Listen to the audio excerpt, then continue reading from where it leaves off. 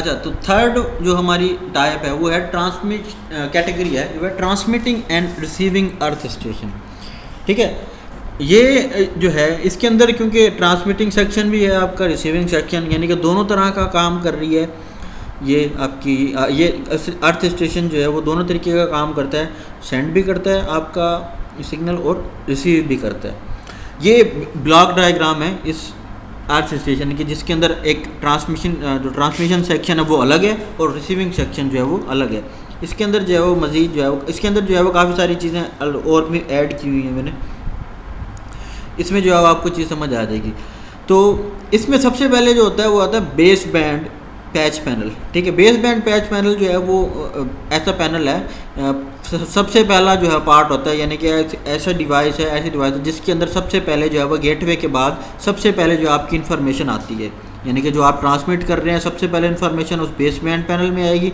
अगर कोई चीज़ रिसीव हुई है तो वो भी सबसे पहले डीमॉड्यूलेट होने के बाद उसके अंदर आएगी, यानी कि सबसे फर्स्ट पार्ट है जिसके अंदर सबसे पहले इन्फॉर्मेशन आती है।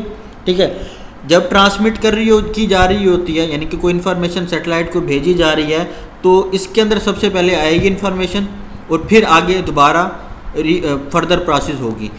जो इन्फॉर्मेशन सैटेलाइट से रिसीव होगी, रिसीव होने के बाद इस पेज पैनल में आएगी वो भी।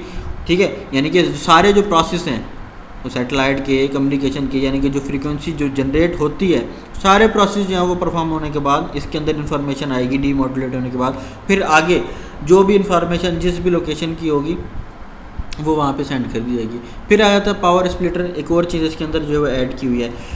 सबसे पहले देख लेते हैं ट्रांसमिशन साइड पे क्या हो रहा है। ट्रांसमिशन साइड पे क्या होता है कि सबसे पहले इन्फॉर्मेशन आ जाती है आपकी गेटवे एक्सचेंज पे। गेटवे एक्सचेंज पे आने के बाद आपका सिग्नल जो है वो डिफरेंट फ्रीक्वेंसी का होता है, यानी कि उसकी फ्रीक्वेंसी जो होती है इतनी ज़्यादा हाई नहीं होती।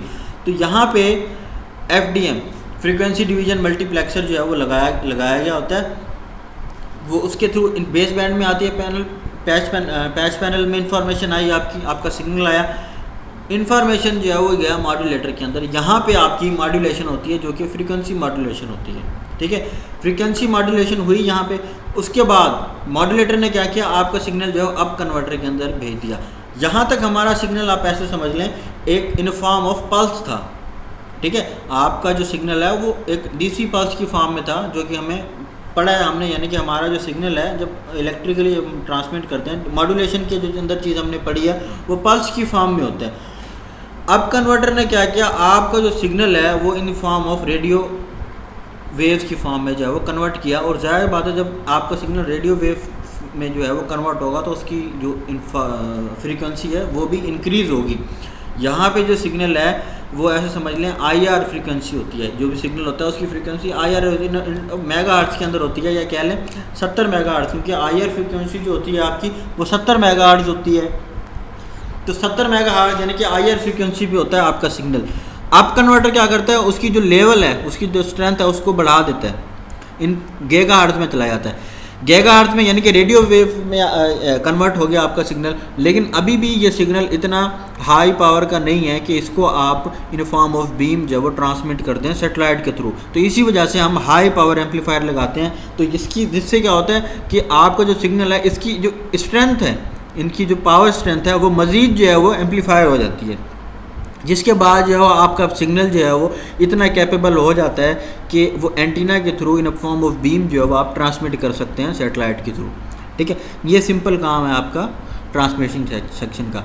इसके अंदर जब हमने पढ़ा था पहले, उसके अंदर ही आप कन्वर्टर इस्तेमाल नहीं किया होता, लेकिन अब कन्वर्टर इस्तेमाल होता है। अगर आप अलग एक अर्थ स्टेशन है कोई जिसके अंदर अलग अलग ट्रांसमिटिंग जो है वो अर्थ स्टेशन अलग है, रिसीविंग अर्थ स्टेशन अलग है, तो उसके अंदर ये सारी चीज़ें होती हैं मौजूद।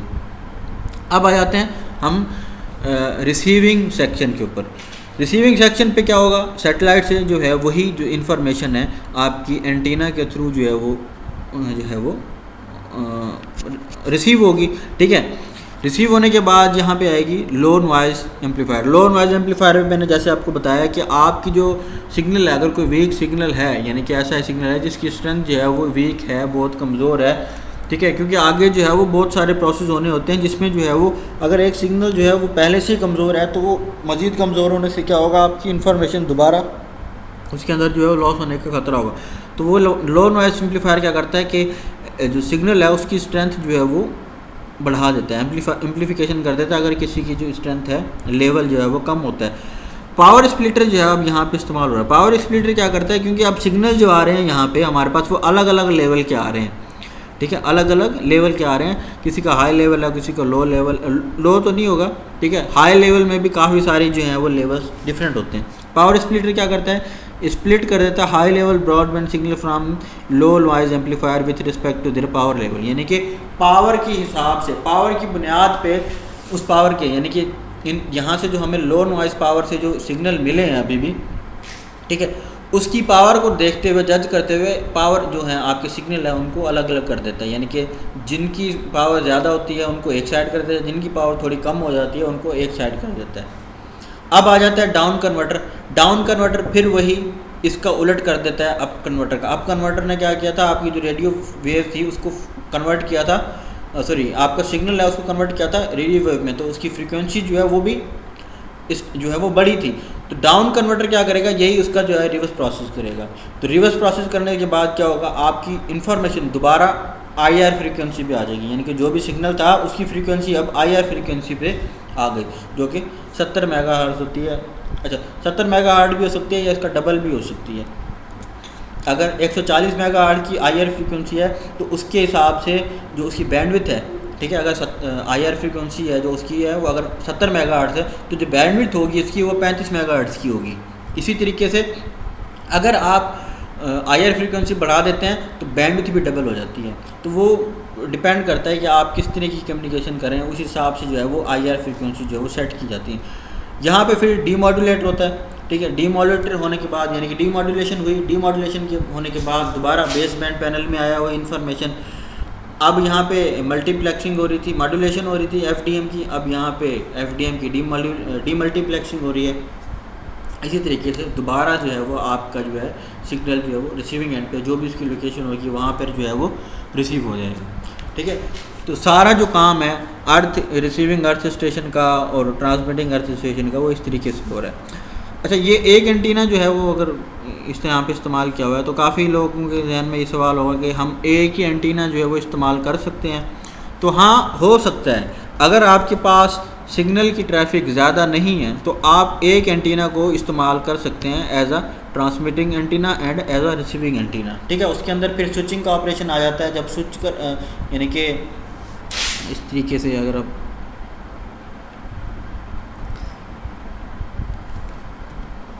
जैसे कि ये आपका एक ट्रांसमिटिंग साइड है और ये आपका रिसीविंग साइड है, ठीक है।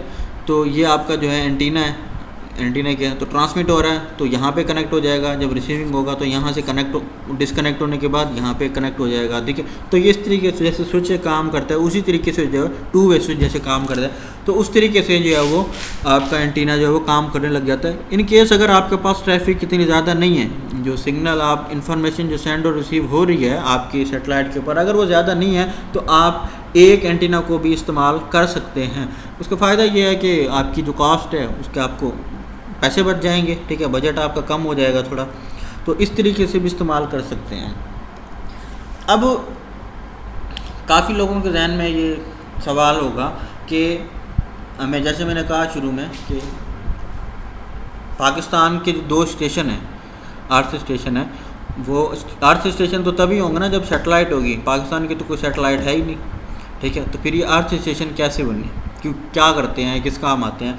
तो उसके लिए उसका जवाब ये है कि पाकिस्तान के जो हैं अर्थ सेटेलाइट जो हैं वो हैं, ठीक है, लेकिन इतनी बड़ी नहीं है कि हम वाल वेला हो मचा सकें। तो वो जो है ना वो सिर्फ कम्युनिकेशन के लिए इस्तेमाल किए गए हैं, या जो टीवी चैनल जो आप देखते हैं, ठीक है, उनके लिए सिर्फ इस्तेमाल किए गए हैं, किए जाते हैं। कोई ख़ास मकसद, यानी कि हमारे जो है वो इतने जो है वो हम कैपेबल नहीं हुए कि हम किसी यानी कि इस तरीके की, यानी कि एक चीज़ से फारिग होने के बाद अब दूसरे स्टेप की तरफ बढ़ जाएं, तो इतनी जो है वो बजट भी नहीं है। तो जिस वजह से जो सिर्फ हैं सेटेलाइटें, लेकिन वो सिर्फ कम्युनिकेशन पर्पज़ के लिए इस्तेमाल की जाती हैं। 2 सेटेलाइटें हैं पाकिस्तान की।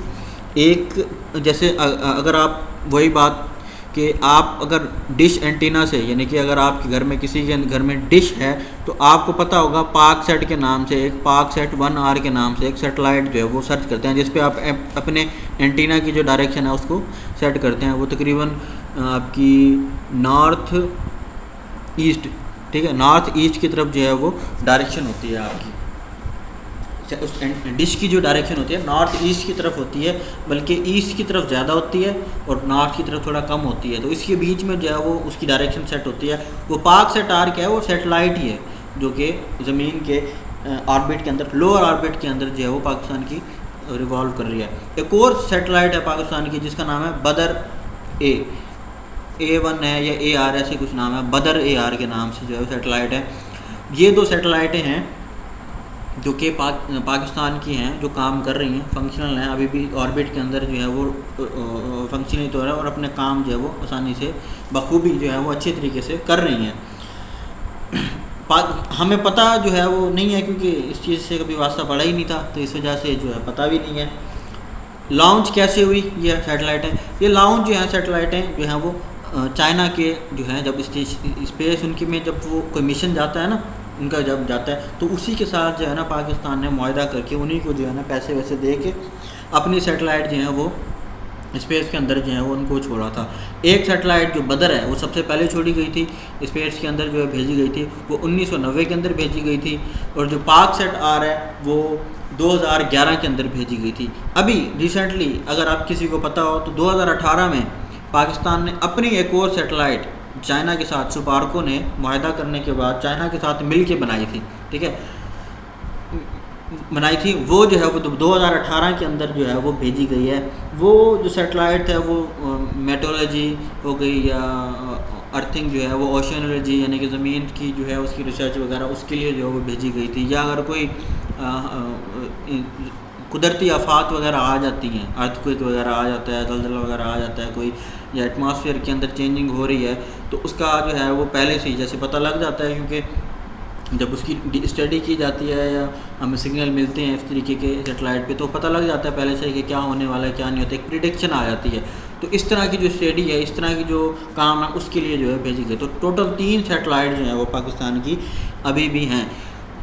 दूसरे जो सेटेलाइट हैं जैसे इंडिया ने भेजी है वो सेटेलाइट नहीं है, वो बेसिकली एक पूरा मिशन है जो कि चांद के ऊपर भेजा गया। चांद के ऊपर पाकिस्तान का कोई मिशन नहीं गया और आने वाले सालों में कोई दूर दूर तक इतना है भी नहीं ना, मुझे मेरे अंदाजे के मुताबिक तो कोई ऐसा नहीं है। हाँ, 2022 के अंदर एक और सेटेलाइट जो है वो कहने सुनने में आया है कि 2022 के अंदर एक और सेटेलाइट जो है वो पाकिस्तान की भेजी जाएगी ऑर्बिट के अंदर। अब वो लोअर ऑर्बिट में भेजी जाती है या मिडल में या जियो स्टेशनरी ऑर्बिट में भेजी जाती है ये तो मुझे नहीं पता।